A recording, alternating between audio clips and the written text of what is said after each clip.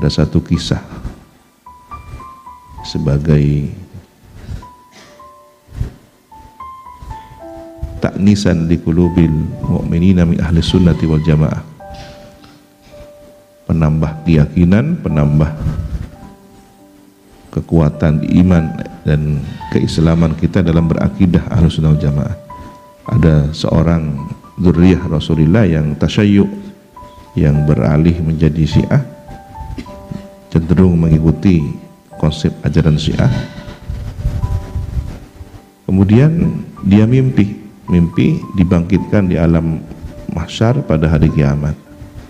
Satu persatu orang diadili, sampailah pada giliran dia.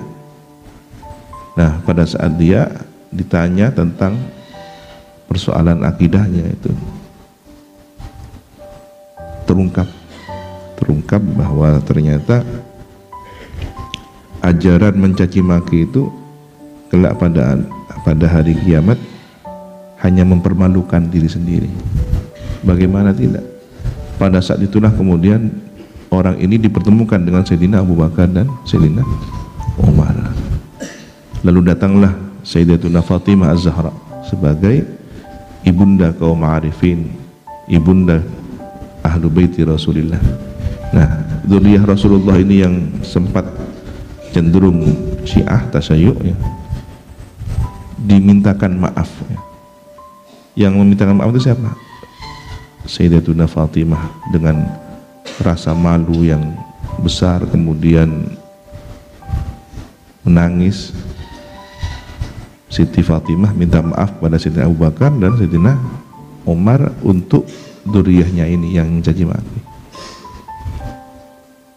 Relakah diri kita mempermalukan datuk kita untuk memintakan maaf? Ya, kalau tidak ingin, jangan mencaci maki, ya. Saat itulah dia terbangun lalu menyadari apa yang dia yakini selama ini salah. Saya kalau terus-terusan begini berarti semakin besar membuat malu datuk saya Siti Fatimah. Sedangkan dalam ajaran Syiah penghormatan kepada Siti Fatimah, Sayyidina Hasan, Sayyidina Husain luar biasa. Relakah seseorang yang selama ini mengagung-agungkan panutannya membuat malu beliau? Ya. Relakah misalkan santri Sukoharjo yang begitu mencintai para almarhumin, para masyayikh, Ki Samsul, Ki Asad, Ki Fawaid, kelak pada hari kiamat kemudian harus membuat beliau memintakan maaf misalkan, atau membuat pilihan-pilihan sulit, ya. Khawatir kita hari ini berada di pondok pesantren tetapi tidak benar-benar berkumpul dengan beliau nanti di akhirat. Kenapa? Ada yang salah mungkin. Usul adab kepada guru, i'tiqad kepada masyayikh, ya. Benarkah kamu santri Sukoharjo? Iya benar. Benarkah kamu mencintai Ki Samsul, Ki Asad? Iya benar. Setelah diungkap ternyata ada yang tidak benar. Boleh jadi karena dia lebih meyakini Tokang Jaza lebih hebat dari Ki Samsul misalkan. Ini hati-hati oknum santri yang tergiur dengan ilmu-ilmu sulapan, ilmu teku sekelan yang kemudian berbayar, setiap baiatnya bisa berbayar 200.000 rupiah misalkan. Sudah keluar dari pesantren melanggar, minta ijazah dengan berbagai janji ilmu, ya, ada levelnya, level karomah, level nama-nama yang sangat menarik bagi santri-santri yang tidak paham dunia itu.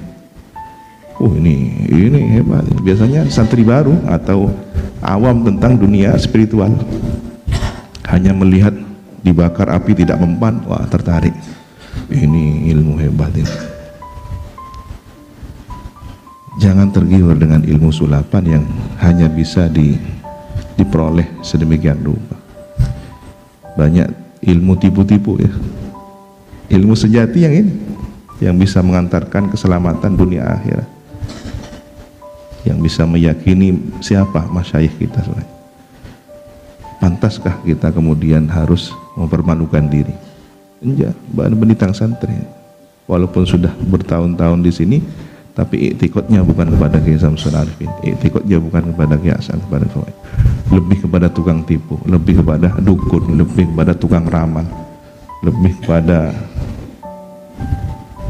orang yang tidak jelas keilmuannya. Ya mudah-mudahan selamatnya.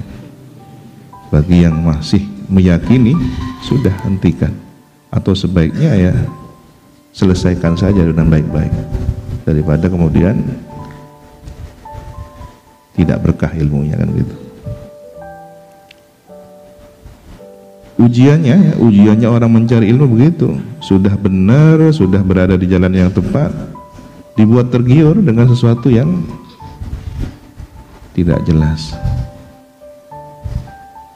Anda di sini sudah benar, Anda di sini dengan mengikuti aturan sudah benar, ada kelas madrasahnya, ada kajian-kajian kitabnya. Kenapa harus keluar? Kenapa harus nyari yang tidak jelas siapa orangnya?